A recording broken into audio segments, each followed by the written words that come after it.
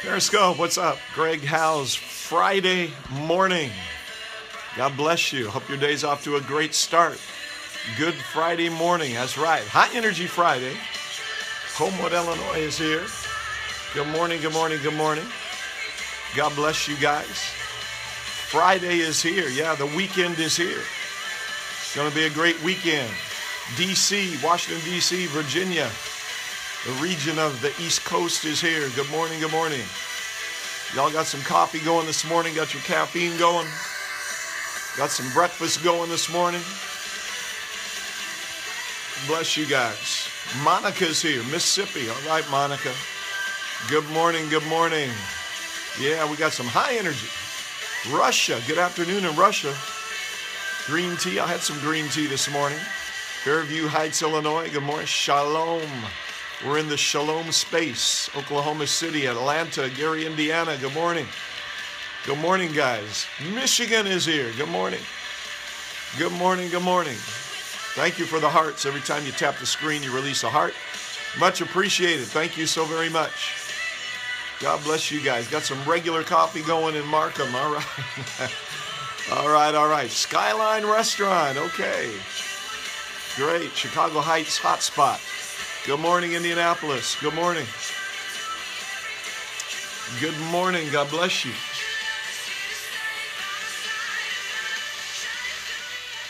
I tried to fry 3 eggs this morning, and when I flipped them, I broke the yolks in all 3 of them. I was so disgusted. So disgusted. Nothing like breaking yolks in an egg you're trying to fix. Lord have mercy. Anyway, we are here. Good morning, New Mexico. Good morning, good morning. God bless you guys. God bless you. Good morning. The day's off to a great start. It's a beautiful Friday, heading into a great weekend. God bless you so very much. If you are in this area of the south suburbs of Chicago, Northwest Indiana, and you happen to be a man, I could make an egg sandwich. Yeah. If you happen to be a man of the male gender, I'm meeting with men tomorrow morning at 7:30 a.m. That's Saturday, 7:30 a.m. We call it Vanguard Men. And you're very welcome to come and be a part of that. We have been talking about our identity, and we're doing this every Saturday morning in the month of August. So we have tomorrow, and then the following Saturday will be finished for this particular time zone. So if you're in the area tomorrow morning, 7:30 a.m. tomorrow morning, you'd be very welcome. Of course, Cornerstone has 2 services on Sunday morning, one at 8 a.m. and one at 10:30 a.m. We'd love to have you come and be a part. Yeah, God bless you. I've been talking to you about David the last couple of days and just sharing a few things from the life of David, and I wanted to continue with that today, and I'm calling this Lessons David Learned. Lessons David Learned. And one of the lessons that David learned, and this was a necessity for him, he learned to fight alone. David had to learn how to fight all by himself. And that's a lesson that I have to learn and you have to learn as well. To defeat the darkness, I want you to get this now. To defeat the darkness out there, you must defeat the darkness in you.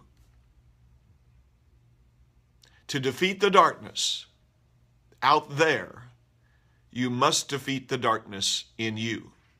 And that's a lesson that David had to learn in his life. You see that happening in 1 Samuel chapter 16, where David was called by God from the sheepfolds, taking care of his father's sheep. You'll find that he was forgotten by his father. He was ignored by his own brothers. And so in that place of taking care of his daddy's sheep, he developed his personal walk with God. He developed his personal character. He developed a high level of faithfulness as he served his father with loyalty. And he developed his skills for warfare as he took on the lion and the bear. The lion represents the type of enemy that stalks you, follows you along, stalks your way. The bear represents the enemy that brings a direct attack against you. So whether it's a stalking enemy or a direct attack enemy, you've got to develop your skills for warfare, because you have to learn how to fight alone. There are going to be times when nobody's around. There's going to be times when you don't have any help. There's going to be times when your team is absent. You're going to have to know how to fight the battle alone. Of course, in 1 Samuel 17, we have David fighting Goliath, taking Goliath out. He learned how to fight alone. Nobody else would fight with him, so he had to fight by himself. In 1 Samuel chapters 18 and 19, David survived the attacks of King Saul. He did that by himself. Saul showed himself to be angry and envious, suspicious, oppressed. He tried to stop David's mobility. He was afraid of David. He was envious of David, jealous of David, and he even had David removed from his presence. David had to learn how to fight all of that all by himself. 1 Samuel 20, David entered a covenant with Jonathan, his dear friend, and together they began to accomplish some things. In 1 Samuel 21, we see David fleeing for his life to the land of the Philistines, where he was seeking refuge from Saul. And he stayed there for a while. All this while, David was learning to fight battles all by himself. And we need to learn that lesson as well. But before you go all crazy with that and say, yeah, I knew I didn't need people in my life. Yeah, I knew I didn't need help in my life. I knew I didn't need a team in my life. Before you jump the gun and go there, let me also tell you that David had to learn how to fight with a team as well. So he learned how to fight by himself, but he also learned how to fight with a team. 1 Samuel chapter 22 talks about the cave of Adullam. It's where David went, and a bunch of men, the Bible calls them the mighty men, they gathered to David, and David began to work with them. The name Adullam means a sealed off place, or it also means a testimony to them. So when these men, actually there were 400 of them, when these 400 men came to David, they were entering a sealed off place. A place that was sealed off from the world, a place that was sealed off from wicked influence, a place that was sealed off from the attacks of the enemy.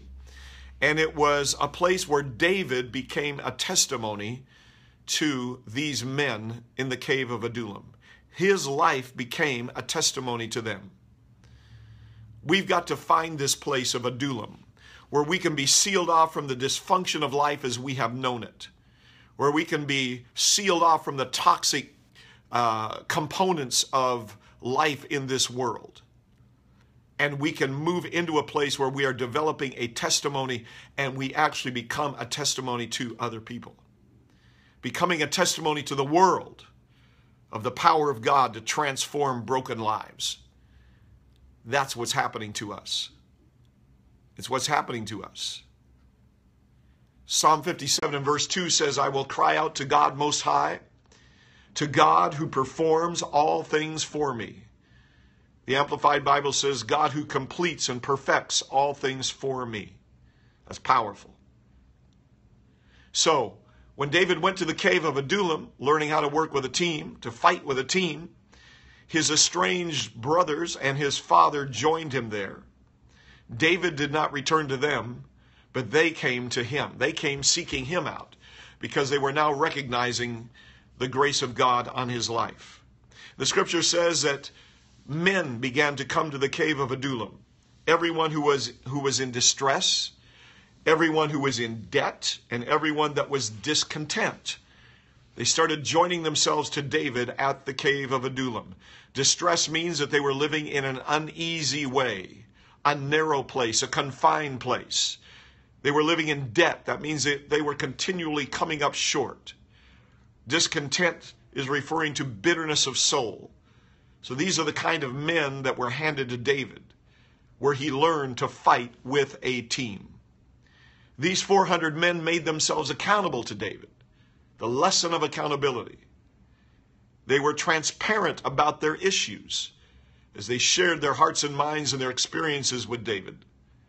And they were open to the process of mentoring. They were open to having contact with David and allowing David to speak into their lives. They were discovering their nature as men of God. And they were discovering the grace of God that was upon them. Micah chapter 1 and verse 15 talks about Adullam. It says, I will yet bring an heir to you, O inhabitant of Mareshah. The glory of Israel will come to Adullam. The glory of Israel will come to Adullam. Did you get that? The glory of Israel. What was it again? Everyone who was distressed, everyone who was in debt, everyone who was discontent. The glory of Israel shall come to Adullam. So Adullam becomes the place for the glory and nobility of God's people. Mareshah means the summit. It means headship. It means dominion. Adullam was located in Mareshah.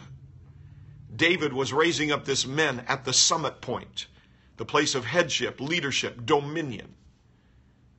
Nobility means the elite, those who carry dignity. They're characterized by excellence. They are honorable men. These were the guys that David was raising up in the cave of Adullam. He was learning how to fight with a team.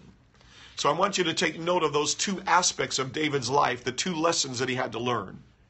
There's more to it than that, but we're running out of time. So let me just wrap it up. David was learning how to fight all by himself, which is a lesson that I need to learn and you need to learn. And then secondly, David was also learning how to fight with a team. There's going to be times when you're all by yourself, nobody's around to help. But there will be other times when you have valuable people who have joined themselves to you. And they're coming for you to speak into their lives and help them to develop. And as they develop, they become mighty men and women who will stand with you and support you and strengthen you in the assignment on your life. So you're going to learn how to fight by yourself, but you're also going to learn how to fight with a team. You got it? I hope this has been helpful to you today. God bless you so much. Thanks for being with me today on LeaderScope. I hope that this Friday is going to be a great day for you. You know what? Today's going to be a day where opportunities are opening in front of you. It's going to be a day of open doors. It's going to be a day of new connections, new friendships, new relationships are coming into your life. It's going to be a day in which you find favor with God and with man. This is going to be a day where money comes into your hands. Unexpected financial resource is coming to you this day. This is going to be a day where you open up your mouth and discover that you are the voice of God in the earth. And when you decree a thing, it shall be so. It's going to be a day when you find that out. You're going to discover that. It's going to be an awesome day today, I'm telling you. You are blessed.